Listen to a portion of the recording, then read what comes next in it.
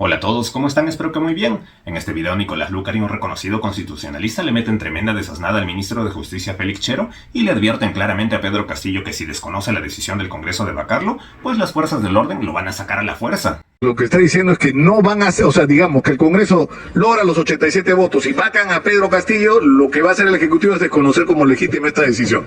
Cualquier medida judicial o cualquier medida cautelar que se intente va a demorar. No es que el Ejecutivo se pueda trincherar, se trincherarán los que desacaten el mandato del Congreso y ya será un problema de las fuerzas del orden a quien le van a obedecer. Y dado que las Fuerzas Armadas no están dispuestas a apoyar a Pedro Castillo en caso de que trate de cerrar el Congreso a la fuerza, todo indica que a Castillo solamente le queda hacerse la idea de que si se alcanzan los 87 votos para la vacancia, cosa que está bastante cerca, pues no le queda más que hacerse la idea de que debe dejar el cargo. La cuestión es quién lo va a suceder, Dina Boluarte, el presidente del Congreso, y qué pasaría, ¿debería haber un adelanto de elecciones general o solamente del Ejecutivo? Veamos qué es lo que piensa este constitucionalista al respecto. Estamos conectados ahora con el constitucionalista Aníbal Quiroga. Aníbal, muy buenos días. Buenos días. Muy buenos días, Aníbal. Te hemos convocado para que nos digas tu opinión sobre lo que dijo ayer Félix Chero acá en Hablemos Claro, en la edición especial que tenemos los domingos en la noche. Yo quisiera que lo escuchemos juntos. Breve, por favor, Aníbal. Esto fue lo que dijo.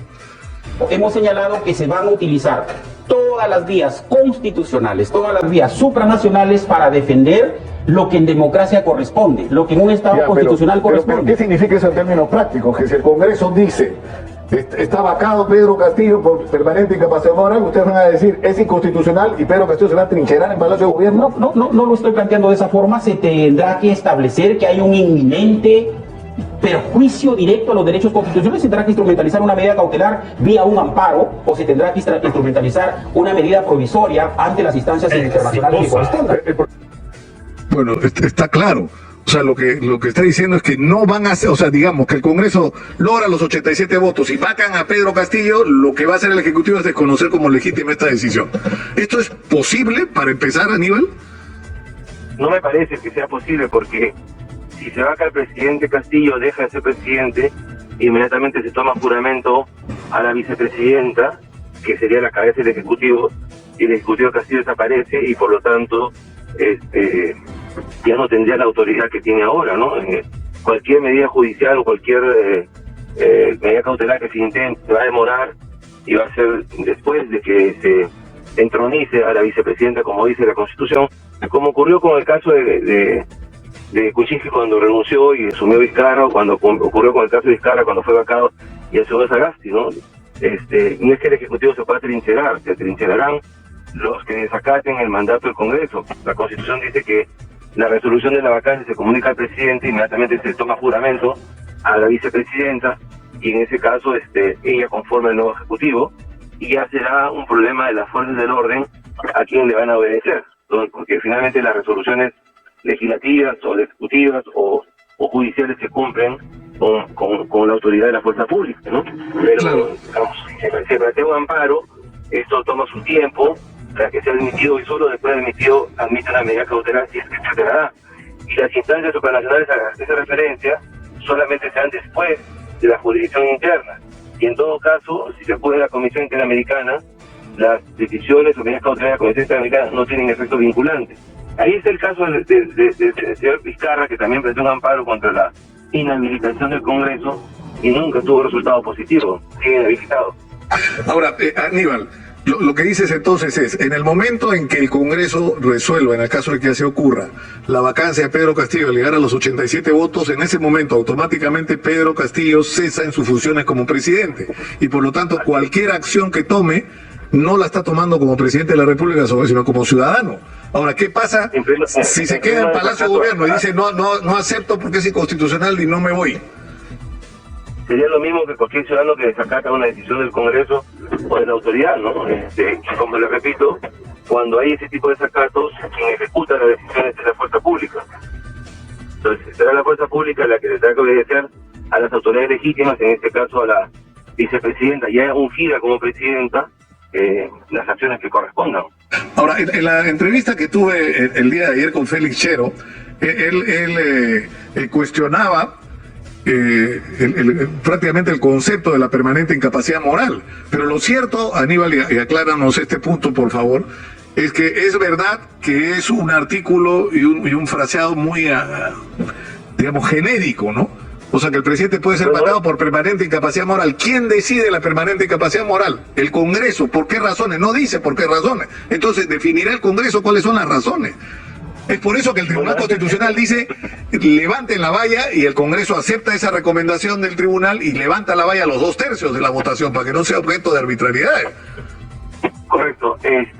A ver, esa es la discusión que siempre se da por parte de quienes defienden a quien está siendo objeto de la vacancia. Eso mismo se dijo con Kuczynski, eso mismo se dijo con Vizcarra, pero la permanente incapacidad moral es una calificación política que se hace en el Congreso políticamente, y para eso requiere de la concurrencia de 87 voluntades en ese sentido. Entonces, la permanente incapacidad moral no es, como se dice hoy día en un artículo de comercio, una incapacidad física, una incapacidad mental. Eso no se dice así en la doctrina en ninguna parte. La permanente incapacidad moral es una calificación política que hace el Congreso cuando reúne el quórum que la Constitución le requiere. Por ejemplo, en el caso en la historia de la República, Nicolás, han habido solo 3 presidentes vacados, 3 presidentes en 200 años, ¿no? Primero fue Billinghurst en 1914, el año 2000 Fujimori, y el 2021 Vizcarra. Tanto Fujimori como Vizcarra fueron vacados por permanente incapacidad moral. Hoy día nadie discute que en ambos casos eso calzaba perfectamente, y nadie discute que fue una calificación hecha por el Congreso. No tenían impedimento físico, no tenían impedimento mental, lo que tenían era un impedimento moral, ¿no? Y esa calificación política la hace el Congreso, y para eso la Constitución le exige 87 votos.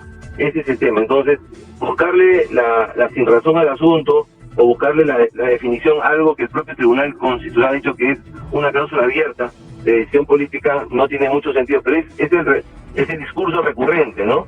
Claro. En donde las personas que defienden al presidente, que es objeto de la vacancia, recurren al significado, a la definición de algo que por su propia esencia no es definible sino políticamente. Ahora, una última pregunta, Aníbal. Ayer el almirante Jorge Montoya dijo que en el caso de que Pedro Castillo fuera vacado y Dina Boluarte fuera inhabilitada o destituida, y por lo tanto se produjera un vacío, ahí lo que ocurriría sería una convocatoria de elecciones, pero solo presidenciales, que el Congreso permanecería hasta el 2026, este mismo Congreso. ¿Esto es así? Porque lo que dice la Constitución son elecciones, no dice si generales o no hace una discriminación. Sí, ahí hay dos temas, ¿no? En primer lugar, si se produce la vacancia del presidente y se produce la inhabilitación de la vicepresidenta, no hay un vacío, hay una continuación del poder, porque dice la Constitución que en este caso quien asume la presidencia a título de presidente provisional es el presidente del Congreso. Eso ya ocurrió con el caso de Vizcarra, que era el único vicepresidente que había, y al ser vacado asumió la presidencia del presidente Sagasti a título de presidente transitorio, ¿no? Entonces, y eso ocurrió también con Paniagua. Y en ese caso se convocan a elecciones. No dice efectivamente en la Constitución qué tipo de elecciones. Yo siempre he sostenido que son elecciones generales, porque si no habría un traslape. No vamos a elegir un presidente para completar un mandato, cosa que no dice la Constitución, ¿no es cierto? Y vamos a mantener el mismo Congreso. Deberían ser elecciones generales, como ocurrió en 2001, en donde fue elegido, después de Paniagua, un nuevo presidente con un nuevo Congreso, para permitir que el quinquenio se cumpla tanto respecto al legislativo como el ejecutivo. Pero eso va a requerir de un acuerdo político importante, porque como bien acotas, esta definición no está en la Constitución. Claro, unos querrían quedarse porque les conviene y arman una teoría respecto de eso, y otros querrían unas elecciones nuevas porque tienen aspiraciones de llegar al Congreso. Pero la verdad es que la Constitución dice elecciones, nada más, y yo entendería, y siempre he entendido, que son elecciones generales, que el presidente es un presidente transitorio, que al cabo de no más de un año tiene que convocar esas elecciones, que tendría que ser un nuevo Congreso y un nuevo Ejecutivo.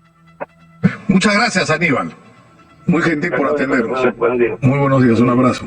Yo también comparto la idea de que debe haber un adelanto de elecciones general, y no solamente del Ejecutivo, más aún ahora porque el Congreso una vez más nos ha demostrado que están dispuestos a todo para aferrarse a su cargo y no dejar sus sueldazos, porque la subcomisión hoy ha archivado la denuncia constitucional contra Dina Boluarte. ¿Y eso qué es lo que nos demuestra? Pues que la vacancia contra Pedro Castillo se va a dar, y que el Congreso ya está preparando el terreno para poner a Dina Boluarte como la próxima presidenta, y ellos quedarse pues en su cargo durante el resto del periodo y no hacer un adelanto de elecciones. Eso es lo que están planeando, pero lo vamos a permitir. Yo la verdad que no estoy dispuesto a aceptar a la dinámica Dina como nuestra próxima presidenta, pero de todos modos, ahora lo primero es sacar a Castillo y luego nos ocuparemos de Dina Boluarte y también del Congreso, porque de esto, congresistas, no nos vamos a olvidar. Pero cuéntenme qué es lo que piensan ustedes, los voy a estar leyendo en los comentarios y si les gustó este video, por favor suscríbanse a este canal y activen la campana de notificaciones. Muchas gracias de antemano, ahora sí me despido y hasta la próxima.